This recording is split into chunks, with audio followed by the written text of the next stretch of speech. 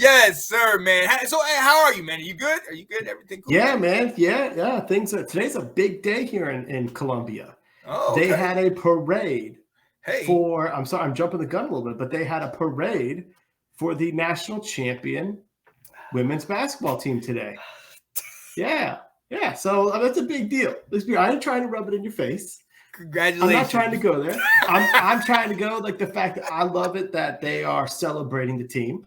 You know, I've said before down here, it's football, which the spring game is this Saturday, so football's big. Oh, yeah. Then we go baseball, and the baseball team's struggling again. And then it really is women's basketball. You know, that's not normal. That's not the case everywhere. So the fact that they're giving them a parade down to the State House, they're going to have everything that's happening today.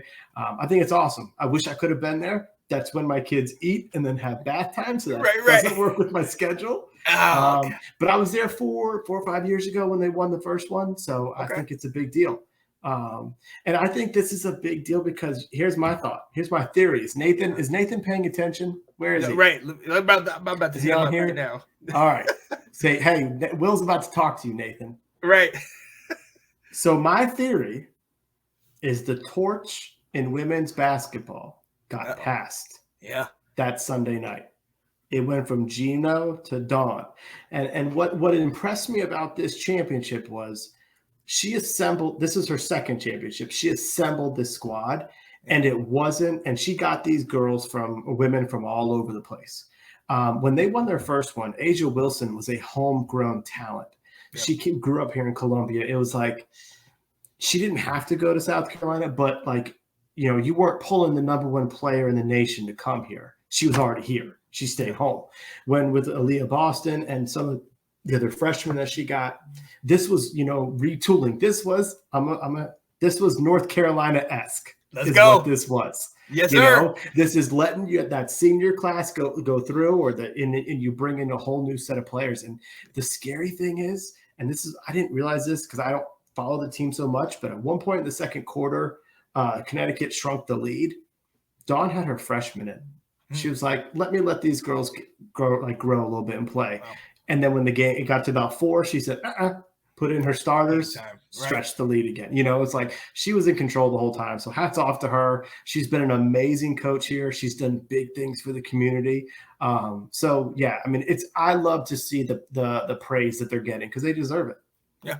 Oh, definitely. Most definitely. And hey, like you said, hats off to her. Got her second title. And I completely agree. I think it was a passing of the torch. And I love that she was able to do it. And I love the most Aaliyah Boston, who we all know from a year ago. There's a picture of her missing the shot and just immediately the emotions breaking down. And everybody has been watching that. And then to have that picture, and I hate that I don't have it right here, but that smile was just, there was so much. It was all, the monkey is off my back. Nobody's talking about me. This is what it's all about. We got our title. I loved it. Defensive player of the year, best player in the country. Man, well-deserved. Well-deserved South Carolina, man. Yeah, it's fun times. Fun times down here. Yes. A little bit north of South Carolina. North Carolina. Congrats on going to the national championship game. Congrats on getting there, guys. We were not as fortunate. We lost in the national championship game to Kansas, 72-69. Our big man, Armando Bacot, one of the wheels fell off towards the very end. They gave it all they had, but, our guys weren't shooting. I think between Armando Bacot, like RJ Davis and Caleb Love, they were like 13 of 52. RJ Davis 0 for 5 from 3. Caleb Love 1 of 8 from 3.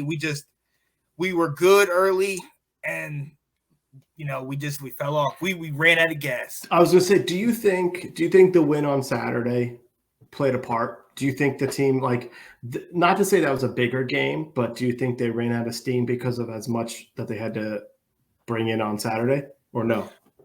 First, I'll say this: there's just certain things that happen, and that's the end of it. I think does he not slip and fall? Does he not hurt his ankle?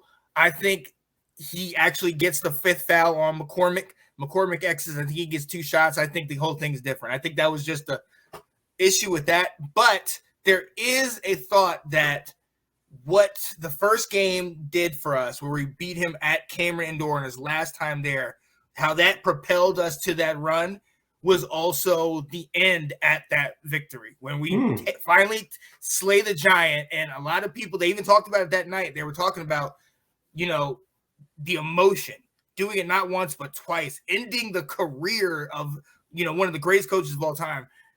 Is that going to be a momentum thing? Look, I can't really fully subscribe to that because we were up 40-25 at halftime. Yeah. The second half, they had a run immediately. They came out, they pressured us. That's been an issue for us in the tournament. So it came down to the wire, but we had a shot to win it. We did not get it done. Hats off to Kansas. I'm not going to take anything away from them, but it hurts. Oh, it hurts. So you want to know an interesting stat that I read? Guess in 2020, the year that the tournament didn't happen, guess who was number 1 in men's and number 1 in women's? Who?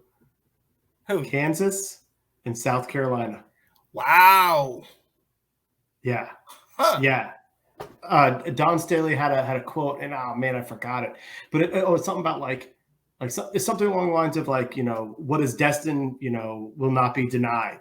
Yes. And she was basically just saying that, we knew we had the team to win this in 2020, and it just came in 2022. It's and then when I heard that Kansas was number 1 in the men's side going in on the tournament that didn't happen, I was like, that's kind of poetic. Right. Exactly.